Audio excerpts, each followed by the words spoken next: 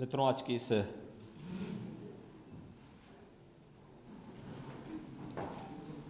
विशेष PC में मैं आप सबका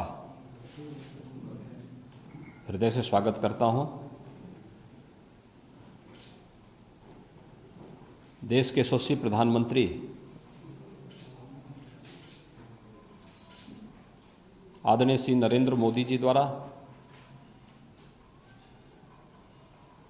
7 दिसंबर को पूर्वी उत्तर प्रदेश के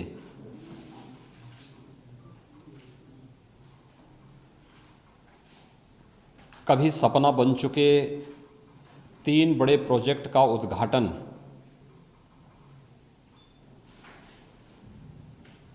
प्रधानमंत्री जी के कर कमलों से होने जा रहा है। यह न केवल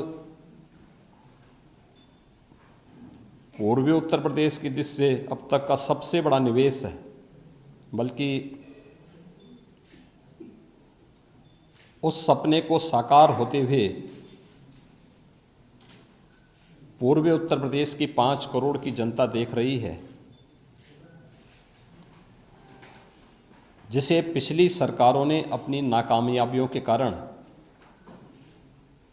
नकार सा दिया था। गोरखपुर में 1990 में फर्टिलाइजर कॉरपोरेशन ऑफ इंडिया का एक खाद कारखाना था जो बंद हो गया था। अनेक सरकारें आईं, आश्वासन पर आश्वासन दिए गए, लेकिन 26 वर्षों तक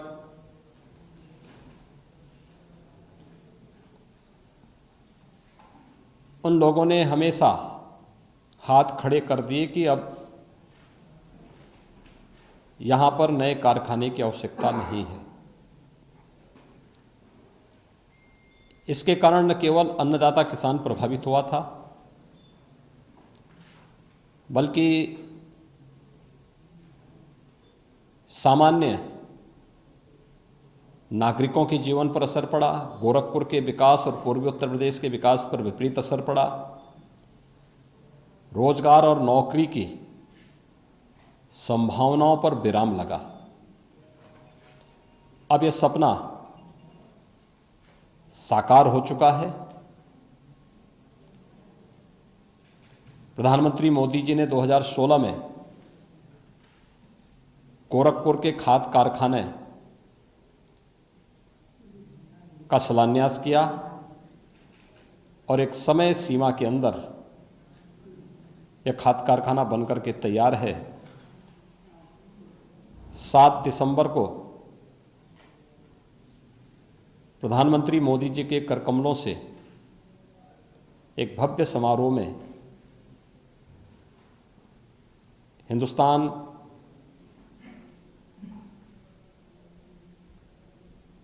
उर्वरक के नाम पर यह नया खाद कारखाना बनकर के तैयार है और यह राष्ट्र को समर्पित होगा।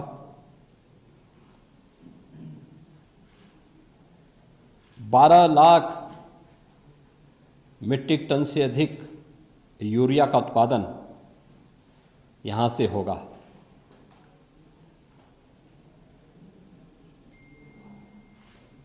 इसी प्रकार से यह खाद कारखाना केवल यहाँ पर किसानों को समय पर उर्वरक और रसायन उपलब्ध कराने में, बल्कि ढेर सारी रोजगार की संभावनाओं को आगे बढ़ाने में इसकी एक बहुत बड़ी भूमिका होगी। दूसरा, कभी बाढ़ और बीमारी के लिए जाना जाने वाला ये पूर्वी उत्तर प्रदेश मासूम बच्चे यहां असमय दम तोड़ते थे। सरकारों की संवेदना कभी उन गरीबों के प्रति अभावग्रस्त उन लोगों के प्रति नहीं देखने को मिली थी। एन्सेफेलाइटिस की ही हम बात करें, 40 वर्षों में 50,000 से अधिक बच्चे यहां पर असमय काल कलवित हुए। कोई पुख्ता व्यवस्था नहीं हो पाई। और 2016 में ही प्रधानमंत्री मोदी जी ने पूर्वी उत्तर प्रदेश को एक एम्स दिया और वह गोरखपुर में ही स्थापित किया। एम्स भी बनकर के तैयार है। विश्वस्तरीय विशेषज्ञ स्वास्थ्य सुविधा का एक महत्वपूर्ण केंद्र, देश और दुनिया में स्वास्थ्य सुविधा की अपनी जिसकी ब्रांड है, उस एम्स का उद्घाटन भी प्रधानमंत्री मोदी जी के द्वारा ही 7 दिसंबर को होगा। एक तीसरा महत्वपूर्ण केंद्र आपने देखा होगा, यहां पर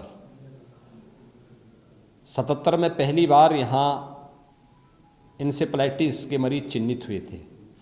बीमारी कब से है कोई पता नहीं, लेकिन 77 में, और वह भी गोरखपुर की किसी लैब से नहीं हुआ।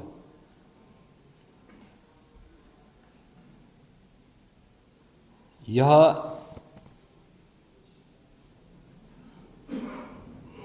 National institute of virology Pune की लैब में ये वायरस चिन्हित हुए थे। एक लंबे समय तक मस्तिष्क ज्वर हो, डेंगू हो या किसी भी अन्य वेक्टर बॉर्न डिजीज के लिए वेक्टर की पहचान करना, फिर उसके अनुरूप यहां पर लोगों को स्वास्थ्य की सुविधा उपलब्ध कराई जा सके, इस पर उस प्रकार की पुख्ता व्यवस्था करने के लिए जब सैंपल लिए जाते थे तो लंबे समय तक वे सैंपल जांच के लिए एनआईवी पुणे या देश के अन्य भागों में भेजे जाते थे।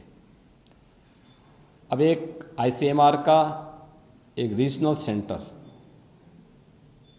एनआईवी पुणे की तर्ज पर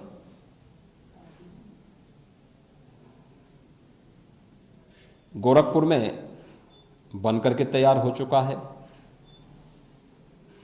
जिसमें न केवल इंसेफ्लाइटिस, डेंगू, कालाजार, चिकनगुनिया, बल्कि कोरोना जैसी महामारी से जुड़े वायरस की पहचान करने और फिर उसके उपचार के लिए अनुसंधान को आगे बढ़ाने, दवा के निर्माण करने, इन सब की दिशा से भी अब एक नया सेंटर गोरखपुर में बनकर के तैयार हो चुका है। यह सेंटर बीआरडी मेडिकल कॉलेज में बनकर के तैयार हुआ है। इसका उद्घाटन भी प्रधानमंत्री मोदी जी के द्वारा होगा। इस सेंटर का शिलान्यास 2018 में उस समय के स्वास्थ्य और परिवार कल्याण मंत्री भारत सरकार के साथ मैंने यहाँ पर किया था। आज ये बनकर के तैयार हो चुका है। प्रधानमंत्री मोदी जी के कर कमलों से इस सेंटर का भी यहाँ पर उद्घाटन होने जा रहा है। यानी कुल मिलाकर के अगर आप देखेंगे, ये सभी चीज़ें पूर्वी उत्तर प्रदेश के लिए, और जब हम पूर्वी उत्तर प्रदेश की गोरखपुर या वाराणसी की बात करते हैं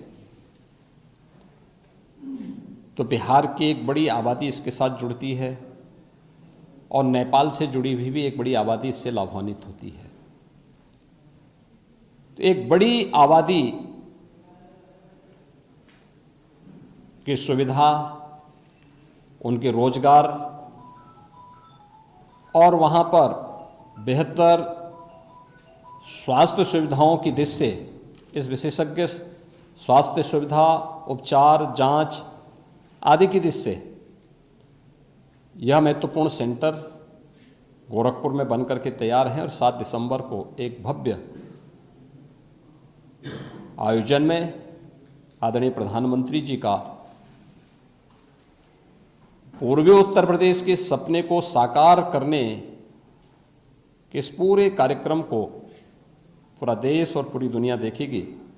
इस देश से पूर्वी उत्तर प्रदेश का प्रत्येक नागरिक प्रधानमंत्री मोदी जी के स्वागत के लिए उतावला है।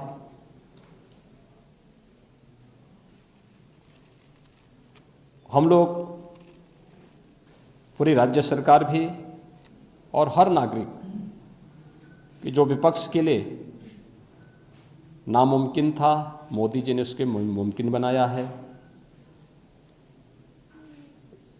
जो विपक्ष के लिए असंभव था, उसे मोदी जी ने संभव बनाया है। जो विपक्ष के लिए वोट बैंक था, मोदी जी ने व्यापक जनहित में किसानों का, गरीबों का, महिलाओं के लिए, बच्चों के लिए, प्रत्येक नागरिक के लिए ये बेहतरीन सुविधा के लिए ये बड़े संस्थान यहां पर इस क्षेत्र के उन्नयन के लिए, यहां की समृद्धि के लिए, यहां की खुशहाली के लिए उपलब्ध कराए हैं। और इस दिशा से 7 दिसंबर की तिथि पूर्वी उत्तर प्रदेश की दिशा से, उत्तर प्रदेश के विकास की दिशा से महत्वपूर्ण तिथि होगी। और इस पूरे आयोजन को पूरी भव्यता के साथ आयोजित करने के लिए केंद्र और राज्य सरकार यहाँ के स्थानीय नागरिकों के साथ, सुधीजनों के साथ, भारतीय जनता पार्टी, व्यापारिक संगठनों, सामाजिक संगठनों के साथ और जो यहाँ से जुड़ी हुई इन समस्याओं के प्रति चिंतित थे, उन सभी संगठनों को अपने साथ जोड़ते हुए प्रधानमंत्री मोदी जी के भव्य स्वागत की तैयारी के लिए हम सब पूरी मजबूती के साथ खड़े होकर के कार्य करेंगे। मुझे यही सूचना आपको देनी थी। फर्टिलाइज़र का जो कारखाना है वो लगभग 600 एकड़ क्षेत्रफल में बना है। एम्स 112 एकड़ क्षेत्रफल में यहाँ पर बना है। फर्टिलाइज़र के निर्माण में जो यहाँ पर पैसा कुल खर्च हुआ है वह 6,600 करोड़ रुपए से अधिक की धनराशि इस पूरे प्लांट पर खर्च हुई है। इसी प्रकार से फर्टिलाइज़र के उस पे लगभग 1,011 करोड़ रुपए एम्स के निर्माण में खर्च हुए हैं।